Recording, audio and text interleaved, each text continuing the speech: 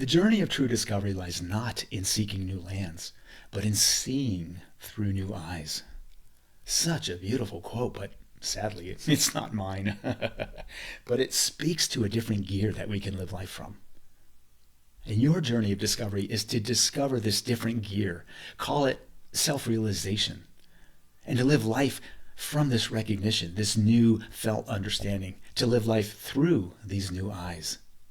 And I'm going to speak to you today about this different gear. I call it your highest being. But first, let's realize how we go through life. We're basically saying, I'm not okay inside, and I need the outside world to make me feel okay inside. Relationships, events, traffic, weather, family matters, even how strangers interact with us. I'm not okay inside, and I need the outside world to make me feel okay inside. And so your mind and your ego come up with this brilliant formula for happiness, dripping with sarcasm here. And this brilliant formula for happiness is, if everyone behaves exactly the way I want them to, and if events unfold exactly the way I want them to, then I will be happy. So I have two quick comments on that. First, I didn't get the memo that you're in charge of the universe. And number two, how's that working out for you? I'm guessing not so good, because you cannot control the outside world. Life is messy. Stuff happens. Parents get divorced. You get divorced. Your kid fails sixth grade or gets busted for drugs or shoplifting. Your girlfriend is flirting with some guy in the gym. Your boyfriend is smiling at some girl at work. Get a parking ticket. Cop pulls you over for a speeding ticket. You crack a tooth. You got to go to the dentist. You get COVID.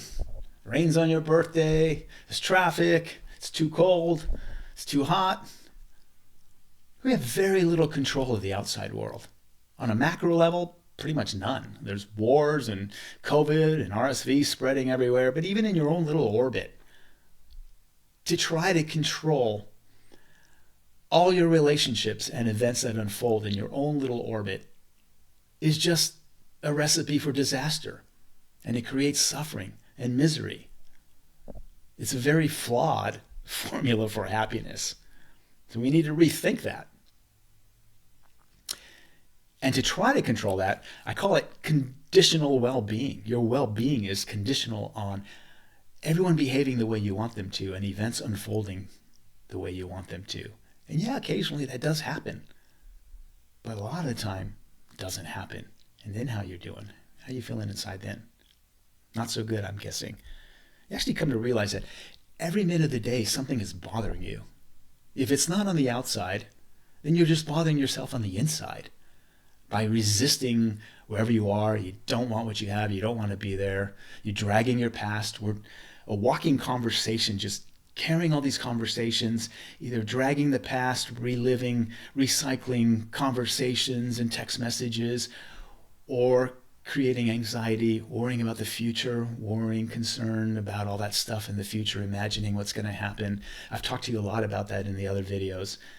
But this cocktail in our head just is a massive neurotic mess when you're trying to control the outside world and then you're not okay inside. And so we just get exhausted.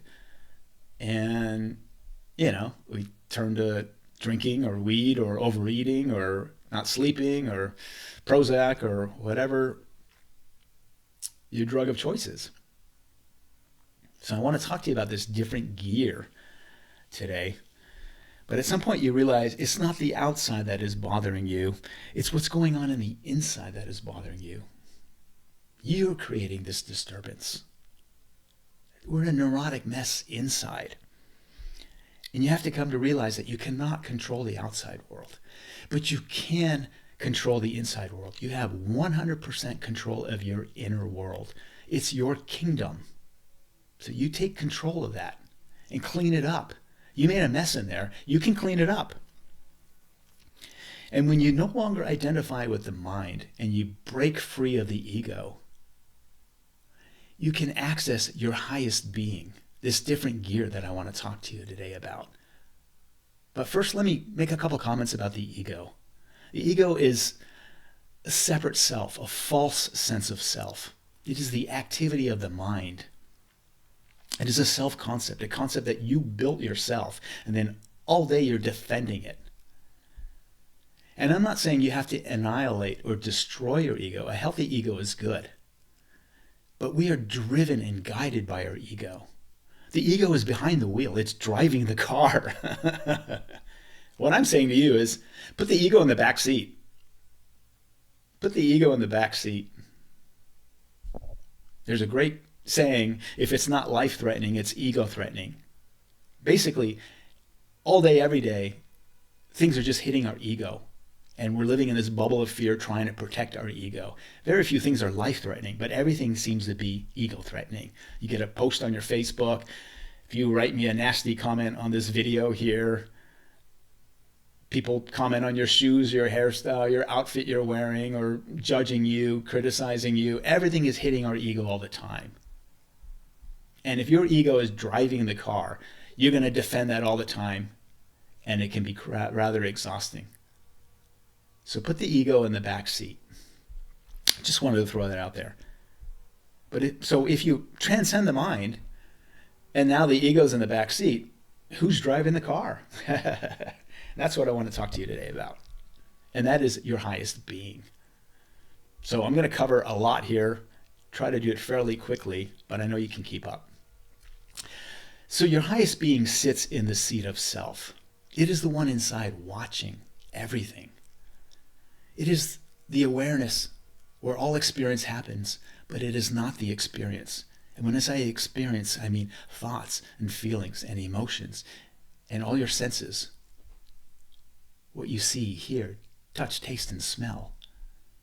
Your highest being is the awareness where all experience happens, but is not the experience. A couple great metaphors I've shared in another video. You are not the clouds in the sky, you are the sky. You are not the movie in the screen, you are the screen. You're the one back there, the silent watcher, inside, watching everything you experience, your thoughts, your feelings, your emotions, what you hear. If you see a plane in the sky or a car alarm going off or a dog barking or music from your neighbors, everything through your senses. You are the one inside watching all of that, the silent observer, sitting in the seat of self. This is your highest being. And your highest being lives with the mantra, let go, don't know. Let go of the past, don't know the future, and be okay with not knowing the future. When I say let go of the past is past, and you cannot change the past, so let it go. Let it all go. I mean, from things that happened 5 minutes ago to 5 hours ago, 5 days ago, to last Christmas, or 5 years ago. The past has passed, and you cannot change the past, so let it go. We drag our past with us, reliving and replaying conversations and arguments and text messages that you get and phone calls. If we could recycle water bottles the way we recycle our thoughts, the oceans and landfills would be empty. It'd be clean and empty because we're just recycling stuff all day, dragging our past with us, or trying to find certainty in uncertainty in the future, imagining and strategizing in the future. Your highest being is in the moment. It's paying attention on purpose. It's intentional with your attention and being mindful and being present in this moment without judgment. I said a lot there, but if you can grasp that or listen to some of my other videos, this is where the peace is. Because your highest being is whole and complete. You're at peace. You have inner peace. It's what all of us want more than anything, is just inner peace. I started this off by saying, I'm not okay inside. I need the outside world to make me feel okay inside. If you access your highest being, if you live from awareness, you have that inner peace that everybody wants. And there's this natural cascade. If you have peace, then you're happy. If you're happy, you have this joy and vitality and ultimately love. It's this natural cascade. So try to access the highest being. You were born with it. It's available to you 24/7. It's always been with you. Your highest being can fully process whatever you experience. We are sentient beings. We feel, right? You can be angry, you can be sad, you feel lonely. But we fully process it as highest in your highest being. You fully process it. You let it pass through you. It doesn't get stuck. It's like writing on water. If I write the word anger, I'm angry, and I write the word anger on water. As soon as I write it, it's disappearing in the water. Or think of like when you're a kid playing on the beach and you write on the sand and then a wave comes and washes it and wipes it clean. It's like that. That's the way your feelings should. You should be able to feel the feeling. We're sentient beings, we're human beings, but fully process it and don't let it get stuck in you. And when you live from your highest being, you do fully process it. You let it pass through you, like writing on water. Your highest being has the ability to accept reality. This is a big one. Your highest being has the ability to accept reality, has the ability to handle reality, is in harmony with reality. So important. Not the way you defined it to be, or as you want it to be, but experience life as it is. The ability to accept reality and handle reality. This is my situation right now. It may not be ideal. It's not exactly what I want, but you have to have profound acceptance with that. When you have that, you have the peace. And then you can create the goals that you want to improve on your life, but it starts with profound acceptance, because if you don't have the profound acceptance and the ability to accept reality as it is now, then you are in resistance. And resistance is suffering. Suffering is resistance. Resistance is suffering. So the simple technique to access your highest being is to relax. Relax back to where you notice from. If somebody is coming at you with words or text message or whatever, relax back to where you notice from. You can see it. You're a sentient being. You feel it. You get angry. You get sad. You get anxious, whatever. But relax back to where you notice from. Relax and release. Whatever you experience, whatever thought, feeling, emotions coming up, you see it, you put a little space and separation because you're the one inside back there watching it. And if you understand that, you are free from that experience. Whatever thought, whatever feeling, whatever emotion, you are no longer in the grip of that. You're back there watching it, and you're seeing it like a cloud passing through the sky. This is so profound if you understand what I'm saying. Your true self, your essential self, is the one inside watching everything you experience. Your thoughts, your feelings, your emotions, what you see, what you hear, taste, touch, smell.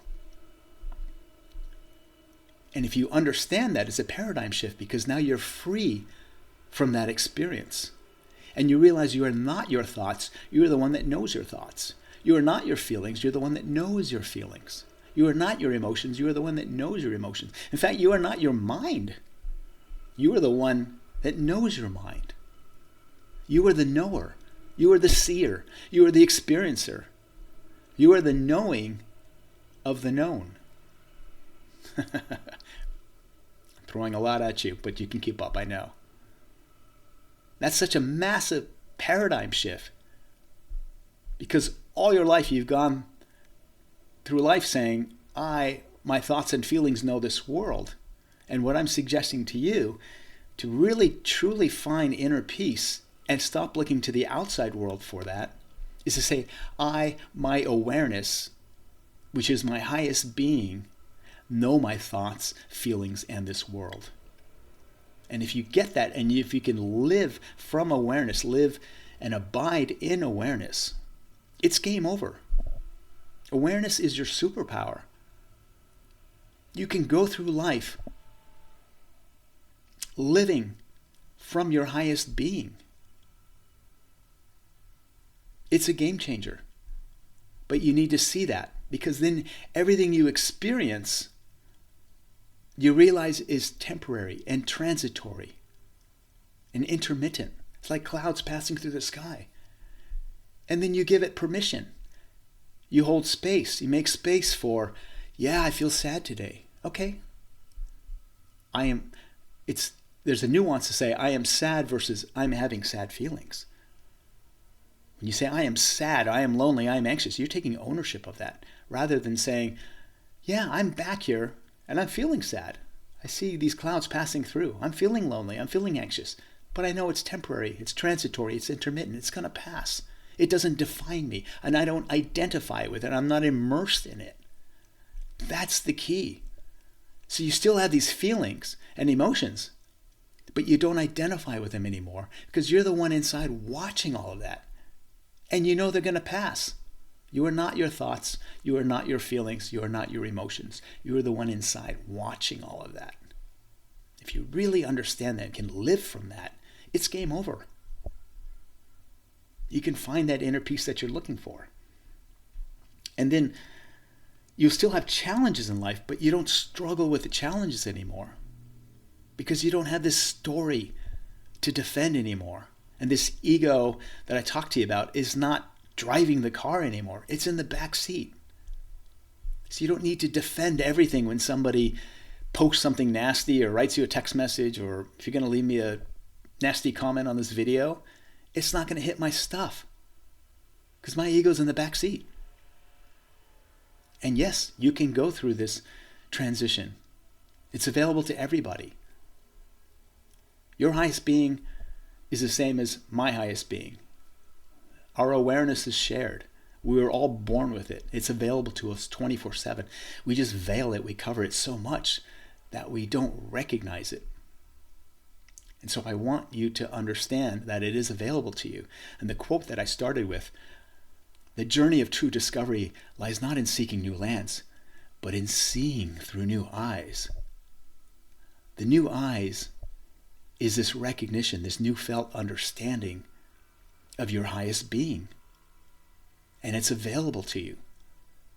So come from awareness. And you are the awareness where all experience happens, but you are not the experience. And now you've put some space and separation, and you no longer identify with thoughts, feelings, emotions, what you see, what you hear, etc. And that's how you find inner peace.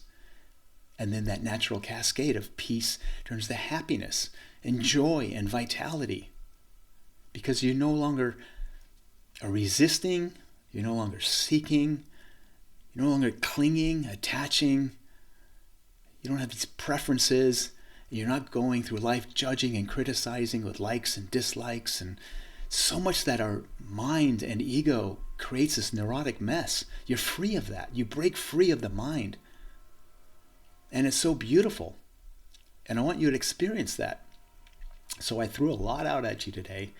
I know you can keep up, but please watch my other videos too, because I speak in detail on a lot of the stuff I just shared with you today. But this is more of a encapsulation or summary of some of the stuff I wanted to talk to you about today.